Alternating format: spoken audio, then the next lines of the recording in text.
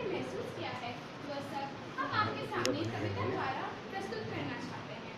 साथ ही साथ सचेत भी करना चाहते हैं कि जहाँ पहले हमारे पास खेती के लिए चौड़ा आंगन, शुद्ध वायु, शुद्ध जल होता था, वहीं आज इन सब की जगह कृत्रिमता ने ले ली है।